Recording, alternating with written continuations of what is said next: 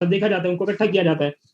This process will take place in each of the clearing bank head office clearing department. तो जो जैसे पाकिस्तान की बात करें तो एससीबी का जो एसबीपी का जो एक स्टेट बैंक ऑफ पाकिस्तान का भी एक क्लियरिंग डिपार्टमेंट होता है, जो इस तरह से तमाम बैंक्स के दरमियान जो चेक्स की सेटलमेंट्स होती है उनको कर रहा होता है। फिर cheques drawn on other banks or building societies are dealt with the same system with one of the clearing banks acting as their agent। यहाँ तक क्लियर है भाईजान सबको? जी यहाँ तक क्लियर है भाई सबको? जी ठीक है जी, आगे बढ़ते हैं। अब अगली बात वही timing of the clearing system. This whole process of clearing cheques take 3 working days in UK. जब भी आपकी कभी इस तरह की बैंक की ट्रांजैक्शन और सेटलमेंट होने वाली ट्रांजैक्शन होती हैं, तो जब आप उनसे पूछो ना भाई कितना टाइम लगेगा, वो आपको मैक्सिमम टाइम बताते हैं। वो आपको बोलते हैं यार 3 वर्किंग दिन लगेंगे, 3 वर्किंग डेज लगेंगे। और वो भले एक दिन में हो जाए, लेकिन वो कस्टमर को जो टाइम दिया जाता है ना, वो 3 वर्किंग डेज का दिया जाता है। और यूके में ये कितने दिन का जी? 3 working days. The implications of there are as follows. अब ये होता काम कैसे है? When X pays a cheque into his bank account and it will 3 working days before the amount credit to his account is technically cleared, and when Y gives a check to A, it will be 3 working days until Y's account is debited, even X pays the check into the bank straight away। कह रहा है यार ये 3 दिन में एक बंदे के अकाउंट से पैसे निकल के दूसरे बंदे के अकाउंट में चले जाते हैं, और इस सारे प्रोसेस में ये X और Y दो बंदे अज्यूम कर लिए कि भाई X को एक चेक मिला Y की तरफ से, और X के अकाउंट में पैसे कितने दिन में आ जाएंगे? वो 3 दिन, मैक्सिमम 3 दिन में आ जाएंगे, और Y के अकाउंट से डेबिट हो जाएंगे, X के अकाउंट में क्रेडिट हो जाएंगे। सही है जी? यहाँ तक डन है? बैंक में अगर आप पैसा डिपॉजिट करवाते हो तो आप उसको क्या बोलोगे कि हम बैंक में पैसा आ गया, तो आप उसको बैंक क्रेडिट बोलोगे, बैंक डेबिट बोलोगे? चलो बाद में बात करते हैं बैंक पे। पहले आप अपने मोबाइल फोन की एग्जांपल लो। जब आप मोबाइल फोन में बैलेंस करवाते हो या बैलेंस करवाने के लिए शॉप पे जाते हो, तो आप उसे क्या बोलते हो? यार मैं अपना बैलेंस डेबिट करवाने जा रहा हूं या क्रेडिट करवाने जा रहा हूं? जो आपका मोबाइल फोन का जो बैलेंस होता है, आप उसके लिए वर्ड डेबिट यूज करते हो या क्रेडिट यूज करते हो? यार बैंक की बात नहीं कर रहा, मैं जो एग्जाम्पल बोल रहा हूँ उसके हिसाब से जवाब दें बच्चा। उमर फजील, मेरा सवाल ये है कि अगर मैं अपने मोबाइल फोन में पैसे डलवाऊं कॉल वॉल करने से पहले, तो उसको हम क्या नाम देते हैं? यार हम अपना मोबाइल बैलेंस क्रेडिट करवाने जा रहे हैं। सही जी, क्रेडिट का वर्ड बोलते हैं ना। या हम दोस्त को कहते हैं यार मेरे फोन में इतने 1000 रुपए क्रेडिट करवा दो, 2000 रुपए क्रेडिट करवा दो। ठीक है जी। तो जब कभी भी हमारे अकाउंट्स में बैलेंस बढ़ता है, तो उसके लिए क्रेडिट का वर्ड होता है। तो इसका इस तरह जब कभी हमारे बैंक में पैसा आएगा ना किसी तरह से, तो हम बोलेंगे यार बैंक क्रेडिट हो गया। तो आज से याद रख लें, जिस तरह मोबाइल में पैसे आने से हम बोलते हैं ना मोबाइल बैलेंस क्रेडिट हो गया, इस तरह बैंक में पैसा आने से बैंक बैलेंस भी क्रेडिट हो जाता है।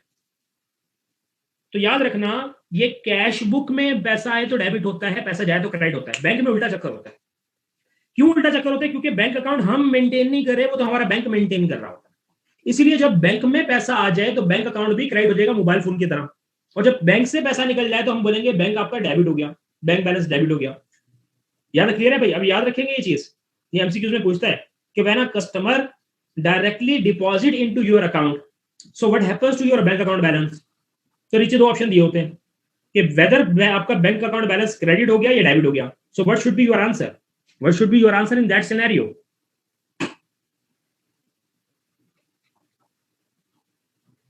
You are waiting for your answers. If a customer directly pays into your bank account, so what would happen to your bank account? आपका बैंक बैलेंस बढ़ेगा, तो उसे क्या हम बोलेंगे कि bank account bank balance debited और क्रेडिटेड? या very right, bank balance credit हो जाएगा। ठीक है। और अगर इस तरह से हम कोई ऑनलाइन पेमेंट कर दें, तो जब आप ऑनलाइन पेमेंट करते हो तो आपको फौरन से मोबाइल पे मैसेज भी आता है your bank account has been debited. वो आपकी कैश बुक का नहीं बता रहा होता, वो आपको बैंक का बता रहा होता है, your bank account has been debited by X amount. तो इसका मतलब बैंक में पैसा आना is bank balance credit, bank से पैसा चले आना is bank balance debit. Done with it?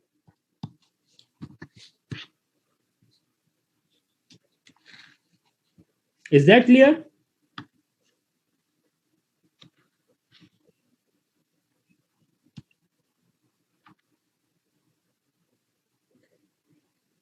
ठीक है जी, आगे बात करते हैं। एक और हेडिंग हमारे सामने है डिसऑनर चेक। कभी कभी एक बंदा अगर बैंक में अपना चेक लेकर जाए तो बैंक वाले उसको फिर भी पैसे नहीं देते हैं। हालांकि कस्टमर का राइट है कि जब कभी भी वो अपना चेक लेकर बैंक में जाए तो उसको पैसे मिल जाने चाहिए, लेकिन कभी कभी ऐसा होता है कि एक बंदा अपना चेक लेकर बैंक के पास गया, बैंक वाले बोले यार हम इस चेक पे आपको कैश नहीं दे सकते, तो ऐसा चेक, उसको क्या नाम दिया जाएगा? Dishonoured cheque. क्या नाम दिया जाएगा जी? Dishonoured check.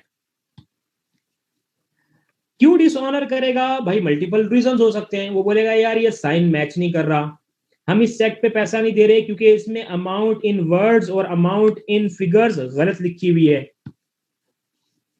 एक और रीजन दे सकता है कि यार इसमें डेट गलत लिखी हुई है, या इसमें ये स्पेल गलत लिखे हुए हैं, या इसमें ये साइन नहीं हुआ हुआ, या आपने इस पे लिखने के बाद जैसे मैंने लिखा अपना नाम लिख दिया ऐसे, और उसमें मैंने बाद में कोई RANA की बजाय अगर मैंने गलत स्पेलिंग लिख दिए, RAMA लिख दिया, रामा लिख दिया, तो बाद में इसको अगर मैं सही करने की कोशिश करूंगा, इस तरह से कुछ करूंगा, तो जहां पे डबलिंग हुई होगी तो बैंक वाला बोलेगा यार ये तो नाम सही नहीं लिखा हुआ, हम इस पे आपको पैसे नहीं दे सकते।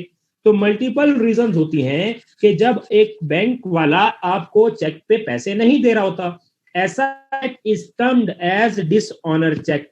Another reason for the same thing, आप चेक बनाकर चले गए 2 लाख रुपए का, बैंक वाले ने बोला यार आपके अकाउंट में तो सिर्फ 2,000 रुपए पड़े हुए हैं, हम आपको 2,000 का बैलेंस पड़ा हुआ है आपका, हम आपको 2 लाख रुपए कैसे देते हैं, जाओ हम नहीं देते इस चेक पे पैसे आपको। तो ऐसा चेक इज डिसऑनर चेक। पढ़ते हैं अब जरा। द पेइंग बैंक में नॉट नेसेसरीली पे ऑल चेक्स। कह रहे लाजमी नहीं कि बैंक वाला हर चेक के अगेंस्ट ही पैसा देना शुरू कर दे। For example, if a check is incorrectly drawn up or the drawer does not have sufficient funds in his bank account, then the drawer's bank, drawer का मतलब पैसा निकालने वाले का bank, will not pay on the check. The check will be dishonored. जब check पे पैसा नहीं मिलता तो ऐसा check is dishonored. When a customer check is dishonored, this means that the goods or services supplied have not been paid for. आपने एक बंदे से कुछ खरीदा और उसको चेक दे दिया बना के, आपको तो पता था कि आपके अकाउंट में पैसे नहीं है, आपने सामने वाले का मुंह बंद करने के लिए उसको चेक बना के पेमेंट कर दी। वो बंदा हंसी खुशी बैंक पे गया और उसने अपने बैंक में जब पैसा डिपॉजिट करने की कोशिश की या उस चेक पे पैसा लेने की कोशिश की, तो बैंक वाले ने बताया कि भाई जिसने ये आपको चेक दिया है उसके अकाउंट में तो पैसा नहीं है, हम आपको इस पे कैश नहीं दे सकते। तो जरा सोचो, क्या आपने जो चीजें खरीदी थी उनकी पेमेंट आपने इफेक्टिवली कर दी या नहीं की? तो भाईजान आपने नहीं की, आपको पता था कि आपके अकाउंट में पैसे नहीं है, फिर भी चेक बना के सामने वाले को खुश कर दिया, वो खुशी खुशी बैंक वाले के पास गया पैसा निकालने के लिए, तो चेक डिसऑनर हो गया। तो इसका मतलब ये, when a customer cheque is dishonour, अगर हमें भी किसी कस्टमर ने कोई चेक दिया और हमारे बैंक वाले ने उसको डिसऑनर कर दिया, इसका मतलब ये कि जो हमने चीजें बेची थी उसको, वो उसके लिए हमें पैसे नहीं मिले, have not been paid for, तो कस्टमर ने उसे अभी तक हमें उन चीजों के पैसे नहीं दिए क्योंकि जो चेक दिया ये तो डिसऑनर हो गया। Is that clear to you?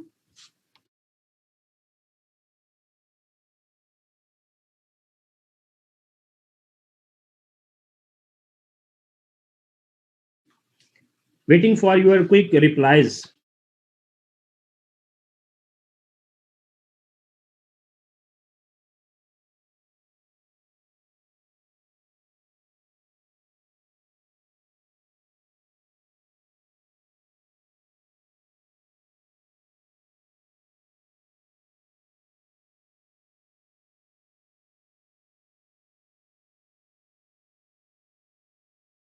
Chapter, ये इफेक्टिवली एक चैप्टर नहीं है, ये 3 से 4 डिफरेंट चैप्टर्स कवर अप हो जाएंगे। लेकिन ये सारी की सारी चीजें हमें बैंक, ये जो हम पढ़ रहे हैं और अभी पढ़ेंगे भी, ये सारे का सारा हमें कैश और बैंक स्टेटमेंट को, कैश बुक और बैंक स्टेटमेंट को कंपेयर करते हुए जब बैंक रिकंसिलिएशन बनानी होगी उस वक्त काम आएगा।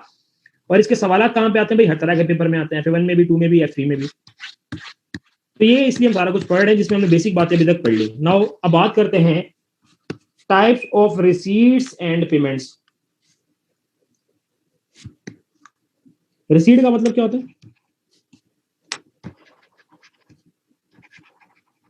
Cash receive. पेमेंट का मतलब क्या होता है? Cash paid.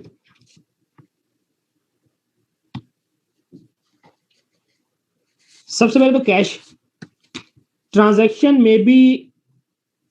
may also be paid for by notes and coins. The fact that cash is portable and belongs to the person holding it is also a disadvantage. ये currency notes की बात करें, ये नोट्स लिखा है, ये currency notes है, और कॉइन्स सिक्के। कह रहे हैं कि कैश क्या होता है, हम जब भी कोई ट्रांजैक्शन करते हैं, खरीदते बेचते हैं, तो उसकी पेमेंट हम कैसे कर सकते हैं? By using notes and coins. तो कह रहे हैं कि कैश एक पोर्टेबल है। पोर्टेबल का मतलब ऐसी चीज जिसे हम साथ उठा के लेके जा सके, साथ लेकर चलते हैं। And belongs a person who holding it, और ये कह रहा है उसी का होता है जो जिसके पास ही होता है। लेकिन ये एक डिसएडवांटेज भी है, किसी ने आपकी जेब से पैसा निकाल के अपनी जेब में डाल लिया, how you can prove that कि ये आपका पैसा था? तो भाई ये उसी का पैसा है जिसकी जेब में, सही है। ये एक डिसएडवांटेज भी है कैश के उठाने का। अगर आपकी जेब में एटीएम है तो वो उसका फायदा है, क्योंकि एटीएम का पासवर्ड तो आपको पता है। लेकिन अगर आप डायरेक्ट हार्ड कैश उठा के जाओगे तो अगर इधर उधर हो जाए तो वो जिसके पास होगा उसी का होगा। आप कैसे प्रूफ करोगे कि that it's your cash? It can be lost, destroyed और स्टोलन। तो डिसएडवांटेज में ये मल्टीपल डिसएडवांटेजेस हैं कैश को उठा के चलने के। जो पेमेंट और रिसीट्स होती है ये दोनों तरह से होती हैं। ये कैश फॉर्म में भी होती है, चेक फॉर्म में भी होती हैं रिसीट्स। इस तरीके से पेमेंट्स भी आपकी कैश फॉर्म में भी पे करते हो और चेक फॉर्म में भी पे करते हो। कैश की हमने बात कर ली, now let's talk about the cheques. Cheques are used for a large number of receipts and payments. जहां पे आपको पता है यार आपका कारोबार बहुत बड़ा है, आपका आपका ट्रांजैक्शन बहुत ज्यादा है, उस सिनेरियो में आप फिर कैश को बहुत ज्यादा इन्वॉल्व नहीं करते। आप फिर अपनी जो अमाउंट्स हैं, जो पेमेंट्स हैं या रिसीट्स हैं, वो आपको फिर चेक्स फॉर्म में मिलती हैं और आप पे करते हो। आपका कस्टमर भी आपको चेक के थ्रू पेमेंट कर सकता है और आप भी अपने सप्लायर को चेक के थ्रू पेमेंट कर सकते हो। और नॉर्मली बिजनेसेस वाले अपने बैंक, देखो कैश का ताल्लुक हमारे पास से, हमारे पास कैश है, हमने डायरेक्ट पे किया। लेकिन जहां पे चेक इन्वॉल्व हो जाए वहां पे बैंक इन्वॉल्व हो जाता है। आपने अगर किसी को लाखों रुपए का चेक काट कर दिया तो वो डायरेक्टली आपके बैंक के पास भी वो जाएगा और वहां से भी पैसे कम होंगे। तो एक ट्रैक भी रहता है, पता रहता है कि हमने कौन से पैसे कहाँ कहाँ किस किस को किस किस डेट पे दिए।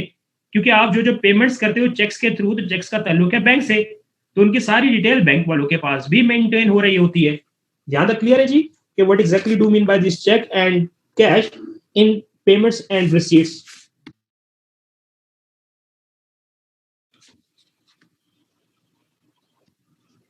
आगे बात करते हैं जी, क्रॉस चेक क्या होता है? जरा जल्दी से इसको पढ़ो, मैं आपसे पूछ।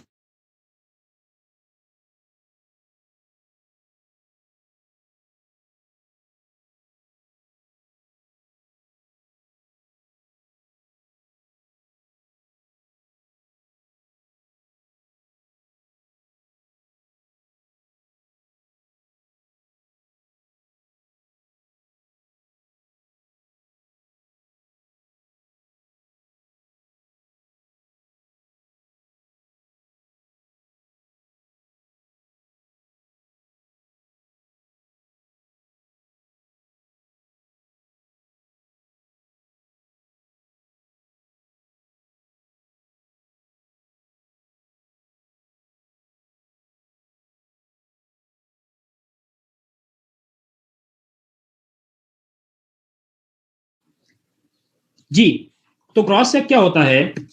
अगर आपने कभी चेक देखा हो तो चेक इस तरीके से, एक पूरा चेक, उसके साथ से ये यहां से ये फाड़ के दे दिया जाता है और देते वक्त यहाँ पे चेक पे अगर इस तरह की दो लाइंस लगी हो, तो किसी भी चेक पे अगर इस तरह की दो लाइंस लगी हो तो इसका क्रॉस चेक।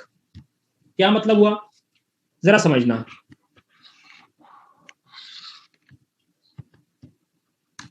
अगर एक चेक इस तरीके से उस पर लाइंस ना लगी हो तो ये कोई भी बंदा कैश करवा सकता है।